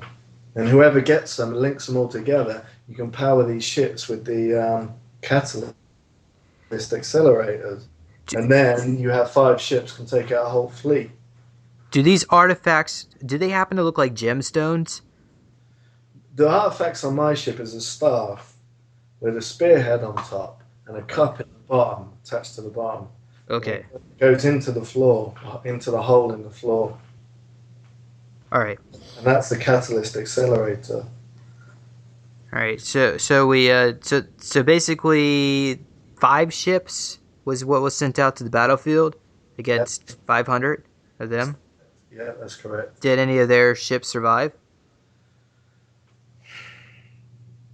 We're traveling really fast through deep space. The stars are flying past us, so we're going really fast. That's why it's called long range catalyst accelerator, long range orbital platform. Because it's an off planet ship, it goes from planet to planet. Yeah. If we go onto any other planets, say we're in an operation with Delta Force or off-planet SEALs or something like that, if we travel with the US government ships off planet Space Fleet, our ships will automatically follow us there. Why? Because we got a link with them. They want to keep us safe. If we're ever on a plane, the ships follow us on a Huh. plane flight to make sure to keep the turbulence away and make sure we don't get taken out or we get the plane taken out. Okay. Wow. I guess that I've actually been told that there was like a cloaked TR or delta shaped craft following me around all the time. Yeah, well, that's what they look like. They're triangles. Huh. Interesting. Okay. All right. So what? Fast forward, and what happens next? The next Um, thing that's important to know. so we're traveling through deep space extremely fast, and the moment we get into like I don't know, like 1,000 miles of these ships, they start firing at us. So now you're seeing the battlefield where there's the 500 ships are all laid out. About that, and they're just in a line, a straight line, but you can't go around them for some reason because they just move from left to right, the whole blockade. Hmm. So the moment we get there, they start firing at us from 1,000 miles range. Okay. Well, we're So go we're on. giving off really strong blasts, but we're pulling the energy from our stomach sometimes, and this brain in the stomach thing, and lighting up the handles with this blue energy, and get releasing really strong plasma weapons from the nose of the craft. So A lot, so a lot of the weaponry is just controlled by buttons and dials and screens. There's this one particular blast, this blue plasma vril blast. You can control that from your stomach, and it goes up into uh, the thing, what or you into mean the body like whole. like the Kundalini energy up your spine? Yeah, kind of. Yeah. And so basically, our own chi energy is powering up the ship or making enhancing the abilities of the ship. Yeah, exactly. Yeah. Okay, then that must mean we're like, are we like really powerful angels or something to be able to do this? Well, Well, Sarah Adams seems to think we're archangels or something. Probably. hmm. All right, well, we'll have to say that for another time. We'll go on here. Okay, so we fire at these ships, and what happens then? Um, we're just blasting like 10 at a time, just like disintegrating them. You can hear screams for some reason. How many beings were on the ships that we were attacking? So there was thousands on some of them. So we're literally like killing maybe hundreds of thousands of beings. Wow. Yeah, And what kind of beings were they again? What did they A- look like? Aryans, Yeah, uh, shapeshifters. They look human or reptile, but they huh. shapeshift between back and forth between the two. Uh, all right, all right, all right. Okay, so I guess all right. So then what happens? You know what? They could be Space Command, U.S. government. Interesting. So the Nazi faction or the Nazi Aryan faction is in war with the U.S. Space Command. Yeah, that's what this was. Yeah. All right. Well, I guess I taught him a lesson or two. Yeah. Yeah. Okay. Okay. And so what happens then? After all, I guess all the ships are all gone, blown up, and There's a few left. I don't know, maybe five or something. But then the commanders and their surrender, and then they follow us back, right. and then they're taken for interrogation. All right. And what about the beings from this off-world? Did they get through the cyborgs? Yeah, they're coming through now. All right. And why did they need these cyborgs so much? What was so special about them? That's us. The cyborg, the reptilian cyborgs with cloned human flesh grown over the top. We don't shapeshift into lizards. Wait, hold on. So they're like clone avatars of us? From my understanding, they are us. It's just these bodies. So it's like a fragment of our soul is in these bodies as well? Well, it's just us. We physically travelled from the hotel to this facility to deep space in these Huh. bodies. Okay. Hmm. All right, all right. Is there anything else that you feel that But we need to know? bigger. The bodies can get bigger. So while we're off in Space Command doing these battles, we're actually bigger looking and stronger, I guess. I think so, yeah. This Uh, whole thing with like the rod that you feel like you got your rod, the rod in the back of the shoulders. That's just the beginnings of it. are did you see me looking any different too? I You mean, look the same, but you're bigger because we're all communicating to each other by video panel on the ships. so you think Bigger. we're physically shapeshifting in our bodies, and these are not like avatars? No, we're physically Huh. shapeshifting. All right. We Okay. may we may have used avatars in the past. I don't personally think I have used any, Huh. but they have been used in the past. But I don't think they're using them so much now. Probably because they're not as good as what we could do. Something like that. I don't know. I haven't got the full picture. Yeah, yeah, I understand. All right. So we interrogate these I guess Space Command or whatever it is. But Anything? Hmm? we didn't interrogate them. They just followed us back. So Okay, we came to Area 51 where we came back. okay. And then you mentioned something about these cyborg beings being reptilians with human flesh over them, or did I get misinterpret you? Yeah, they're chameleon class exoskeletons. They're reptilian cyborgs with human clone flesh grown over the top. So if you cut some of the skin away, it'd be reptilian physiology underneath. Wasn't there a TV show that talked about that? Yeah, Is it like V? yeah, V. But that's the Fourth Reich essentially. That's the biological life forms. That's what the Fourth Reich are. Oh, okay. All right. All right. So these beings come through. And what do they tell us, or what is our interaction with them? These cyborgs. It's the last death throes of the U.S. government. They're kind of putting up a final fight, and they know that they're pretty much finished. It's like America's finished. So what are they planning to doing with America? I'm incorporated into the Fourth Reich, the New World Order. All right. Is there anything else you feel that we need to know that's That's important to know? I think from that, I mean, the other stuff went on other days and things. The whole breeding program with Jay and the orgies at the hotel and things. But we should do that another day. Yeah. That was this event. That was pretty much what happened in that event.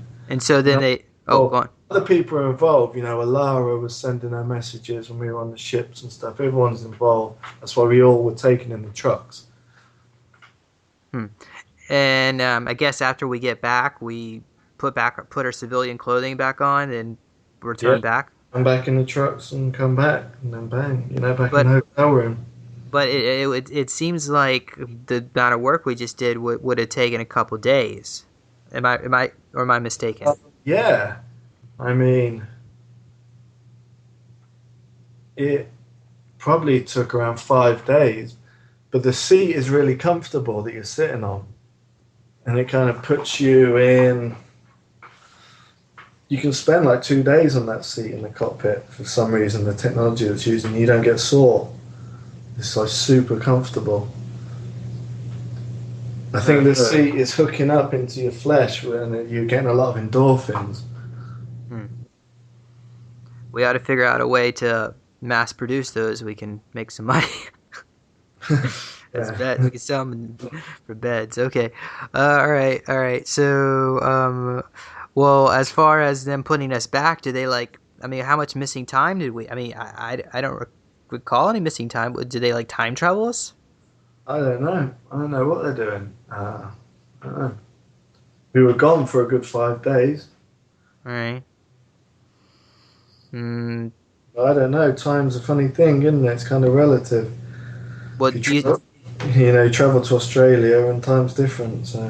So do you see us being unloaded from the truck? Is that kind of what they did, and return back?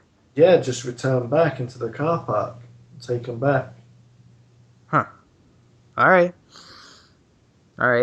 Okay. All right. So I guess this is a good place to stop. Well, let me go ahead and bring you out of trance, and make sure you bring those psi balls that you created with you, and any pictures. So 1, slowly coming 2 now, 2, one more awake, 3, 4, and on the count of 5, eyes open, wide awake, and 5. Eyes open, wide awake. Yeah. All right. So that was basically 2 hours of regression work there, and how do you feel? Fine. All right, and what do you recall from all that? All of it. Okay, good. That's what I wanted to hear. If I was to publish this, is there any parts you think you would like omitted, or is there any? Or are you okay? I mean, in this game, the last thing we want to do is start censoring and taking out information. Do you think? Okay. Well, the reason why I say that because I know. Okay, I'm not going to say. All right. What do you think? What are you thinking? I think we should release everything, but I just want to do what you want because some of the people I've done regressions in the past, they don't want to release certain things. Yeah, but I mean, look, all the women involved, it's not going to shock them. They know. I guess. So that would be my only concern, but they'll be fine with it because they want to know the truth. So let's just tell them what happened. All right. Just tell everyone what happened. All right. It's just kind of hard to think that Michael Aquino is on our side, but hey, whatever, I guess we're all learning new things here, right? Yeah, exactly, yeah. Well, there's a shaky peace treaty that's going on, so between a lot of different factions, so I think that's the reason for it. But I don't know, more now that those ships Milab have come through, we'll get access to more information now. Okay. And I guess they're obviously willing to let us cooperate and let us do this call. I mean, there was no interference, which is kind of nice. Yeah. Do you think they were listening in? Of course. Yeah. Yeah, well, I'm sure they got plenty more intel. They don't, for their own means, they don't really need remote viewing for this. But anyhow, all right. Well, any other final comments you want to make? No. Okay, so well, let's reconvene maybe in another week or two. I don't know. I'd just take a break and then we can look into more stuff. Okay, cool. Just one question before you go. What's happening with the Kerry Cassidy thing? Do you know, the interview? Well, I was tasked with the responsibility with syncing up the audio and the video, which I finally did today. I had to do this on my laptop, which I don't like doing because the thing crashes all the time. After a couple attempts, I finally got it done, and now I got to send this data off to her. I got to get contact with her. Actually, I probably should call her tonight. Okay. So yeah, just stay put. Everything's gonna be fine. It just need more time. All right, cool. All right, James. Well, I enjoyed that, and I'll speak to you soon. Okay. Yeah, and thank you, Michael Prince, for letting me poke into your head. No problem. All right, James. Well, yeah. All right. I don't know what to say because some of it is very bizarre, but yeah. Okay. It is. Okay. Speak to you soon. Bye bye.